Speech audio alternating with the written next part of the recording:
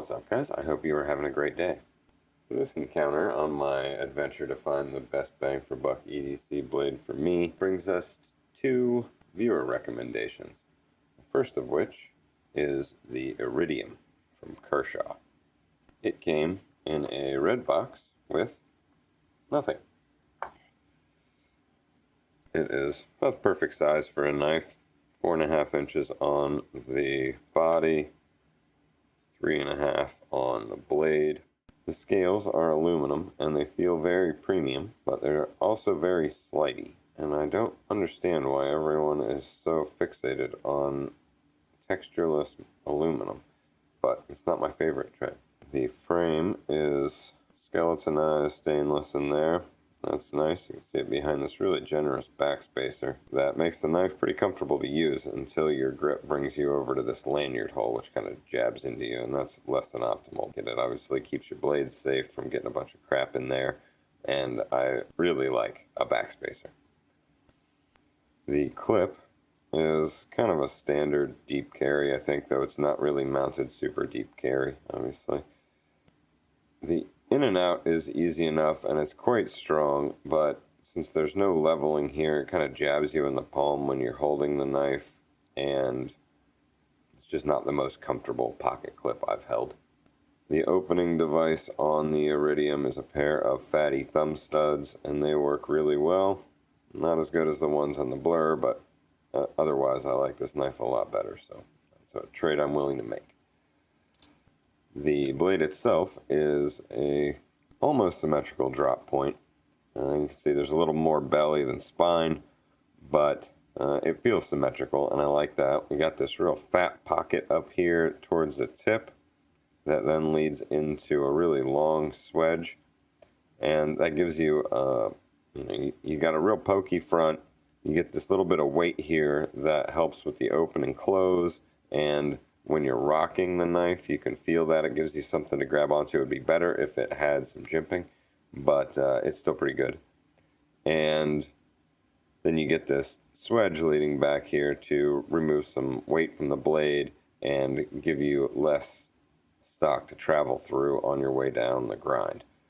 So all in all, I'm pretty happy with the shape of the blade. It is in D2, which is not the most high-end steel, but I've read that Kershaw's heat treat on it is better than most, and I have to say, I have no reason to dispute that. I've used this knife through all the same cardboard that gave the Vulture so much grief, and as you can see, this edge looks brand spanking new. So this is causing me to think that maybe my rating system for the steels is not carrying enough weight towards edge retention, and I might need to revisit that going forward, because this steel has performed a lot better than its rating would suggest, and I definitely prefer this D2 to any of the 14C 28N that I've seen so far. The finish on it is a stone wash. That is a pretty nice stone wash. It's not really my favorite finish, but for a working blade like this, that's a really smart choice. It's going to really hide any blemishes that I put on here, and I think that I'm really happy with it on this particular knife.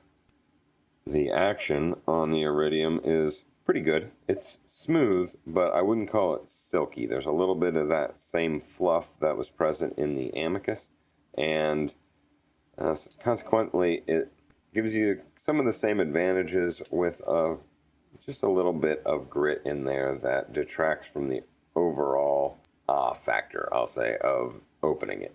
The added weight on the blade combines with the fluff in the crossbar lock here to give you a little bit more satisfying close. You get this nice pendulum swing, and then it's really easy to catch, and I'm generally really happy with the fidget factor of this knife. I've been carrying this at work.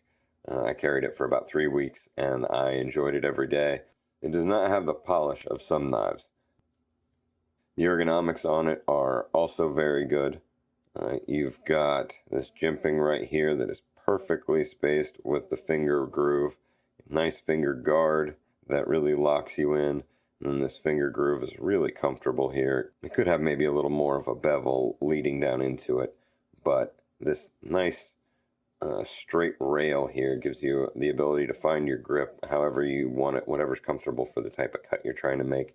I really appreciate that. And the only real issue with it is this pocket clip, which just isn't the best. It kind of bothers you here and it bothers you here. And then obviously this thing, not generally an issue. It's out of the way for me anyway for most cuts, but I have noticed it a few times and I don't necessarily love it. The fit and finish on the Iridium is good. No real issues. You're missing some of the premium stuff like a filler on the reversible pocket clip thing here, and that fluff in the lock.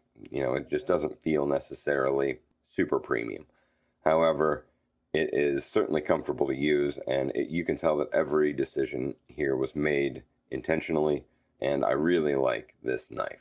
This knife itself is giving me one issue that I'm kind of struggling with right now. A couple of days ago, I took it to work, and when I put it in my pocket, it was perfectly centered. I used it to cut the tape on a box, and when I got home, it was like this. Like, I didn't even take the flaps off of it, so I don't think that whatever happened here happened while I was using it. And there's a ton of play in it. I think that something must have happened to it in my pocket.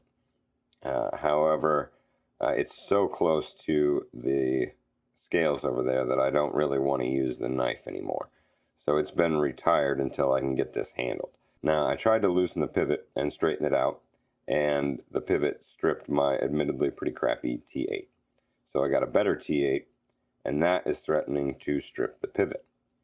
So I've reached out to Kershaw, and I've heard back from them. I'm not sure exactly how this is going to work out, but I will keep you updated on that. The vibe of it is industrial working knife. You pick it up, it says, "Open me up and let's cut stuff." And I really like that. It has handled everything I've thrown at it. I mean, it's honestly the best performing blade I've had on the channel so far. So at $45, I am over the moon at what I got out of this knife. In fact, I like it more than I thought I would, and I wish that I had invested another $23 or whatever it would have cost me to get the black on black with the reverse Tonto. I'm not the biggest fan of this kind of Ohio State color scheme, and I don't have a black on black blade. I think that DLC would have been preferable to a stonewash for hiding blemishes, and I just wish that I had gone a different route. If I see it on sale, I may take another dip in the Iridium pool, depending on how they handle this situation. Normally these are $70, and I feel like that is probably what they're worth. I don't think that you're being taxed on that at all, but I also don't think that you're getting a great buy at $70. So my advice to you on the bang for buck front is wait for this to go on sale. That said, it is an excellent knife, and I am really happy with it. The blade itself is fantastic. I don't know about all of the rest of it, but this I'm really happy with. Next up, we have the Cetos from Civivi. In stark contrast to Kershaw, Civivi included quite a lot, as you might have guessed. You get your nice 1000D little case that I don't know really why you ever use, but they do make you feel like the company really believes in their product when they include these. You get a sleeve, some literature, your warranty information. I do, and I think I will. And a sticker. And you also get a most excellent wipe cloth. Is microfiber, really silky smooth, big as far as these things go, and a really great color too. So bonus points for that. However, no hardware included. A couple of screws would have been a great addition to that kit. The size of the Cetos is identical to that of the Iridium at 4.5 inches on the body and 3.5 inches on the blade. And the scales are this wood. I'm not adventurous enough to try to say that. That's too many vowels for me, man. But they are really nice material. There's a real slight rough hewn texture there that gives you a good bit of grippiness and friction so they don't slide around in your hand. And I really like how they feel. They have a warm feel, and they are kind of both soft and firm. I'm sure you understand what I mean if you've handled a wood scaled knife, and they just feel great in hand. The frame is a bead blasted stainless, matches the blade, and that's great skeletonized and recessed in there on the scale side. The clip is Civivi's kind of standard deep carry. It is true deep carry, and it's recessed back there. It's flattened off a little bit here, so it's not quite as jabby as the one on the Iridium, and it's pretty comfortable in hand. It's not my favorite pocket clip, but it's pretty good. The openers on the Cetos are plentiful. The primary one is this really nicely jimped and contoured flipper that is really easy to load up on and just fire the knife right out. Additionally, you have this kind of fuller nail nick situation here. The throw on it is just excellent, and I really like it. Additionally, it gives you the ability to safely open it from the blade, which there's not a whole lot of use for. Maybe you want to give somebody a shave or whatever, but it's cool. The blade itself is a spear point, and I really like that. You got a really long swedge. It gives you a nice pokey tip and really slicey edge as well. You got a nice kind of half choil here that will definitely give a nice long life to this blade, and some really good jimping up top that, in addition to being a really excellent opening device, also gives you control of the knife at virtually any angle. You can really lock in there, and that's awesome. The steel is 14C28N, and I've kind of changed my opinion of 14C28N. The Vulture definitely was not a great first start. This, however, has held up quite a bit better with more cuts. So I'm back to thinking that it is probably a good steel, and just wondering if maybe Ned Foss's heat treatment isn't so good. It's finished with a really nice bead blast. It's a little more diffused than the Vulture and a little more muted, and I think consequently just a little classier. And I just really like the way this blade looks. It's hard to get that to come through in the camera, but I'm really happy with the look of this blade. The action on the Cetos is fantastic. I love the throw. It's silky, it flows open. It feels so good when you're opening the knife. The fall could be a little more natural. You just have to kind of shake it down a little bit, which is unfortunate. The frame lock here is awesome. Everything's smooth and feels good. I just hopefully maybe a little break-in period. I've been using this quite a bit for 2 weeks, so I think it's probably broken in, but I'm hoping that there's still room for it to soften up a little bit, and it will learn to fall on its own. The fidgetability of this knife is really high. Multiple opening devices, the sound it makes, that stiff detent that keeps it from dropping smoothly, it turns around and gives you just the best sound on open, because it has to pass the detent and then into the lock. So you get that double click in rapid succession, which with a forceful open is a really nice clack that I really like. You can hear it. The ergonomics of the Cetos are great.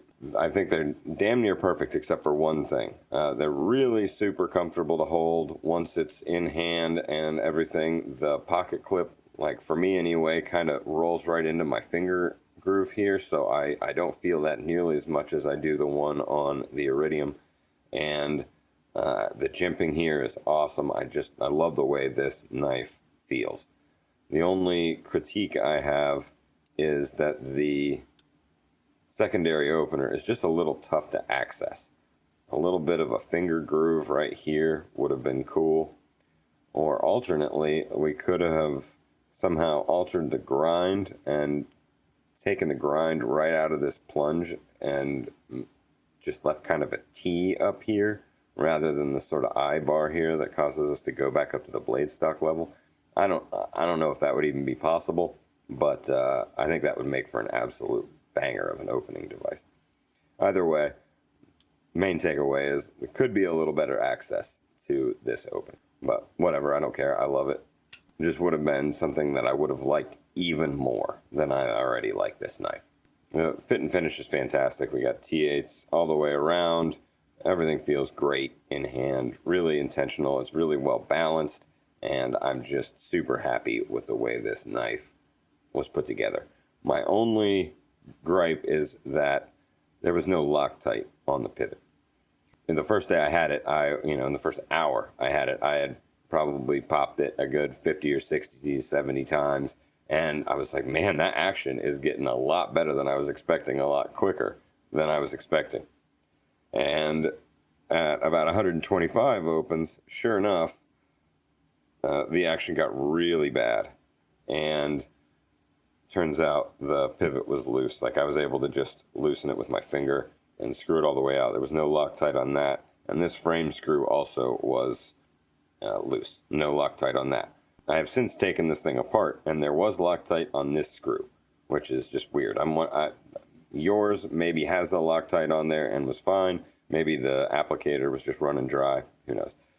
But I have since applied Loctite and tuned this thing up, and I'm over the moon with it. So knowing that the only issue with it that I have is something that is so easily solvable, I'm not going to dock them too much. The vibe of the knife is, it's classic, right? It's like the modern knife meets the grandpa folder. You got this nice contrast between the wood scales and the bead blasted steel. It all looks so nice together. I'm just over the moon with everything about this knife. I love it. The best thing about it, however, is the price. Right now, you can get the Cetos, that is Cetos, on Amazon for $38. That is such a steal, assuming you have some Loctite. This has been discontinued in favor of the Cetos, which is spelled slightly different, but otherwise appears to be the exact same knife. Same steel, same scale options, same everything. So I don't know. Maybe they added some Loctite. Maybe they just wanted to change the name. I don't know. However, that works out for us because you can get this thing at a ludicrously cheap price right now. Until these are sold out, I'm going to put the MSRP on this at the Amazon price because you will be able to readily buy this at $38 until it's sold out. I highly recommend that you do so. This is definitely my favorite knife that I own, and I'm thinking about getting another one just in case something ever happens to it. So, safe to say, Mitch killed it here. Two absolute budget banger knives that I really, really like. I think that I'm pretty well locked in on my home carry and work carry knives, and I will be very picky about the knives that I pick going forward. They will all have the right steel, the right opening devices, they will all have a frame lock. Like, I'm not really searching for what I like anymore. However, I am still looking for a small knife. So next week we're going to check out the Civivi Mini Praxis. I picked up the 11th anniversary edition, and I'm really enjoying that, and I'm excited to bring it to you and talk about it. So if you want to see that, please hit the bell. If you've enjoyed this, I would really appreciate a like. And if you want to participate in this little experiment, please get into the comments and hit me with your budget bangers and your $100, $150 knives that you think really deliver a lot for the money. Thank you very much for watching. I hope you have a great rest of your day. Thanks very much to Mitch for your excellent recommendations. Don't forget, we're all in this together, guys. So be excellent to each other and be good to yourselves as well.